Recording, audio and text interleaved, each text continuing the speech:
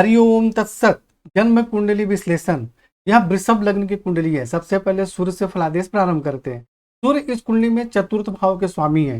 माता, भूमि, भवन, वाहन के स्वामी है। स्वराशि में विराजमान है, तो यह बहुत अच्छा योग है। माता, भूमि, भवन, वाहन का श्रेष्ठ सुख प्राप्त होता है। और यहाँ से 10वें भाव में दृष्टि डालते हैं तो कुछ सामान्य कठिनाइयों के साथ पिता, राज्य एवं रोजगार के क्षेत्र में सुख सम्मान एवं सफलता प्राप्त होती है। उच्च पद भी प्राप्त होता है और थोड़ी बहुत मतभेद भी होती है पिता से। परंतु यहाँ सूर्य अकेले नहीं है, इसके साथ 3 ग्रह और भी हैं। तो गुरु या बुध या शुक्र तो इसको कोई परेशानी नहीं करते हैं, परंतु इस पर राहु की दृष्टि भी है। तो सूर्य राहु से पीड़ित हो गए। सूर्य अकेले होते तो माता, जमीन जायदाद, प्रॉपर्टी का अच्छा सुख दे रहे थे, लेकिन राहु से पीड़ित हो गए तो जिसके कारण माता, भूमि, भवन, घरेलू सुख, इन सब में कठिनाई एवं परेशानी भी आती है। अतः यहाँ पे सूर्य का मंत्र जाप करना चाहिए। राहु से संबंधित दान एवं उपाय करना चाहिए। चंद्रमा इस कुंडली में तृतीय भाव के स्वामी है, यानी पराक्रम के और भाई बहन के स्वामी है, और एकादश भाव में विराजमान है, जिसके कारण परिश्रम के माध्यम से आमदनी के क्षेत्र में सफलता प्राप्त होती है। भाई बहन का भी सुख प्राप्त होता है। और यहाँ से चंद्रमा पंचम भाव में दृष्टि डालते हैं, जिसके कारण विद्या, बुद्धि, संतान का सुख प्राप्त होता है।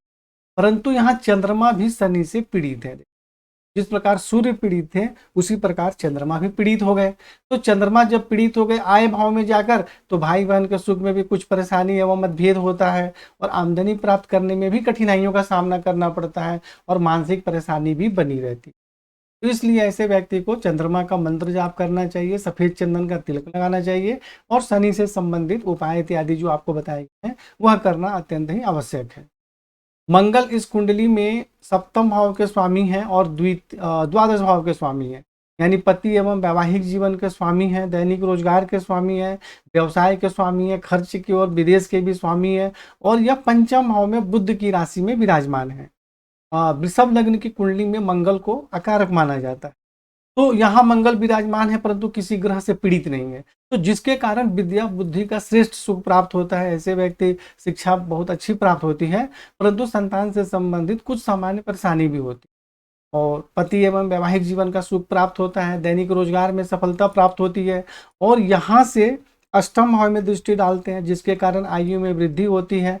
और एकादश भाव में दृष्टि के कारण बाहरी स्थानों के संपर्क से और बुद्धि विवेक के माध्यम से आमदनी के क्षेत्र में सफलता प्राप्त होती है।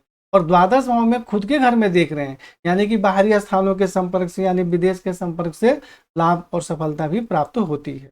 तो मंगल यहाँ पर 3 अंश के हैं, बिल्कुल कमजोर हैं, और लेकिन यह अकारक होते हैं, इसलिए हमें इसका रत्न इत्यादि धारण करने की आवश्यकता नहीं है। मंत्र जाप इत्यादि करें और जो कुछ बताया गया उपाय आप वह कर सकते हैं। बुध जो है इस कुंडली में धन भाव के स्वामी है, द्वितीय भाव के स्वामी है, और पंचम भाव के स्वामी है, विद्या, बुद्धि, संतान के स्वामी है। और बुध चतुर्थ भाव में विराजमान है सूर्य के साथ। सूर्य के साथ जो है बुध विराजमान है, और यहाँ गुरु भी है, उनके साथ भी विराजमान है, शुक्र के साथ भी विराजमान है। तो सूर्य और बुध के साथ जब विराजमान होते हैं तो बुध आदित्य योग का निर्माण होता है, जिसको कि बहुत अच्छा योग माना जाता है। और बुध जो है यहाँ आपके धन भाव के स्वामी है, और गुरु जो है आमदनी भाव के स्वामी है, इनके साथ विराजमान है। तो यह धन के लिए बहुत ही श्रेष्ठ योग माना जाता है। और जब शुक्र जो है यह लग्नेश है, और लग्नेश के साथ जब बुध विराजमान होंगे तो यह भी बहुत अच्छा योग माना जाता है। यानी कि बुध यहाँ पे बहुत ही अच्छा लाभ दे रहे हैं, क्योंकि तीनों ही जो ग्रह हैं इनसे संबंध बनाकर यह अच्छा लाभ दे रहे हैं। तो यहाँ विराजमान होने के कारण माता, भूमि, भवन, वाहन का सुख प्राप्त होता है, धन एवं कुटुंब का सुख प्राप्त होता है, धन का संग्रह होता है, विद्या, बुद्धि, संतान का सुख प्राप्त होता है। और 10वें भाव में दृष्टि के कारण पिता, राज, रोजगार के क्षेत्र में सुख, सम्मान एवं सफलता प्राप्त होती है। लेकिन बुध यहाँ 0 डिग्री के बिल्कुल कमजोर हैं, और तो यह पूर्ण तरीके से लाभ नहीं दे पाएंगे। वक्री है तो वक्री है, तो थोड़ा 3-4 डिग्री का थोड़ा एक्स्ट्रा बल इसको मिल सकता है लगभग। तो इसलिए यहाँ पे बुद्ध से संबंधित श्रेष्ठ लाभ प्राप्त करने के लिए आपको बुद्ध को प्रबल करना अत्यंत आवश्यक है। इसके लिए आप जाम्बिया का लगभग 7 कैरेट का पन्ना गोल्ड में या पीतल में या पंच धातु में आपको धारण करना। गुरु जो है इस कुंडली में एकादश भाव के स्वामी है और आयु भाव के स्वामी है। आमदनी के भी स्वामी हैं और आयु के भी स्वामी हैं, और चतुर्थ भाव में सूर्य के साथ विराजमान है, बुध के साथ, जो कि मैंने बता दिया। तो जिसके कारण माता भूमि भवन का सुख प्राप्त होता है, आयु में वृद्धि होती है। और यहाँ पे जैसे बुध के साथ विराजमान है तो धन एवं आमदनी का भी श्रेष्ठ योग बनता है, और गुरु यहाँ से अपने ही राशि में देख रहे हैं, तो जिसके कारण आयु में भी वृद्धि होती है। दसम भाव में दृष्टि के कारण कुछ सामान्य कठिनाइयों के साथ पिता राज रोजगार के क्षेत्र में सुख सम्मान एवं सफलता प्राप्त होती है। द्वादश भाव में दृष्टि के कारण बाहरी स्थानों के संपर्क से सहयोग एवं सफलता प्राप्त होती है। परंतु जिस प्रकार यहाँ सूर्य पीड़ित थे, उसी प्रकार राहु से गुरु भी पीड़ित हो गए। मैं बुध को क्यों नहीं बोला, क्योंकि बुध को राहु पीड़ित नहीं करते हैं। राहु जो है ज्यादा सूर्य और गुरु को ही पीड़ित करते हैं, या चंद्रमा को या मंगल को पीड़ित करते हैं। तो यहाँ सूर्य पीड़ित हो रहे थे, इसलिए मैंने राहु का आपके सामने इसके जिक्र किया। और यहाँ गुरु पर भी जब राहु की दृष्टि होगी तो गुरु को भी पीड़ित करते हैं राहु। तो अब जब गुरु तो अच्छा अच्छा फल दे रहे हैं तब अकेले, तो परंतु गुरु यहाँ राहु से पीड़ित हो गए, जिसके कारण क्या होगा, माता भूमि भवन, आमदनी, स्वास्थ्य, आयु के संबंध में कठिनाई एवं परेशानी होती। इसलिए यहाँ पे गुरु से संबंधित मंत्र जाप इत्यादि करें, और जो उपाय बताए गए हैं कुंडली में वह करें, और राहु से संबंधित दान एवं उपाय करना है। शुक्र जो है इस कुंडली में लग्नेश है, चतुर्थ भाव में विराजमान है, और यह सूर्य के साथ विराजमान है, अस्त भी है। तो पहले बात तो शुक्र यहाँ विराजमान है तो माता भूमि भवन वाहन का सुख प्राप्त होता है, लेकिन सूर्य की राशि में है तो कुछ कठिनाई भी होती। और यहाँ से जब दसम भाव में दृष्टि डाल रहे हैं तो पिता राज रोजगार के क्षेत्र में सुख सम्मान एवं सफलता प्राप्त होती। तो यहाँ शुक्र को प्रबल करना अत्यंत ही आवश्यक है। हालांकि वक्री है, लेकिन फिर भी यहाँ पर तो अस्त है और सूर्य की राशि में है तो बहुत अच्छा फल नहीं देते हैं, इसलिए शुक्र को प्रबल करें ताकि जिससे श्रेष्ठ लाभ प्राप्त हो सके।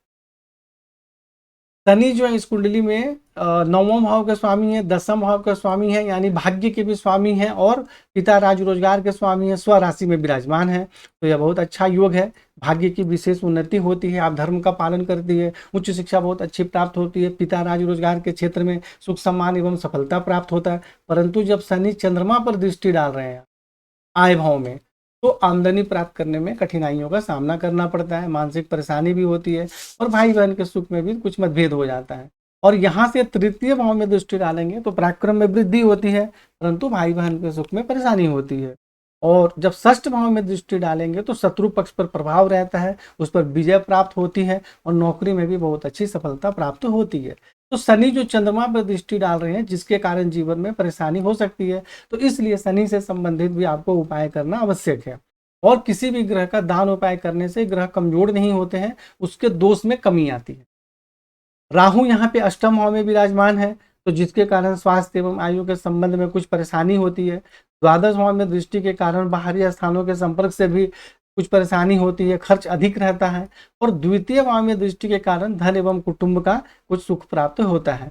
लेकिन चतुर्थ भाव में सूर्य और गुरु और शुक्र और इन सभी पर दृष्टि डालने के कारण माता भूमि भवन और आमदनी, इन सभी क्षेत्रों में कठिनाई एवं परेशानी होती है।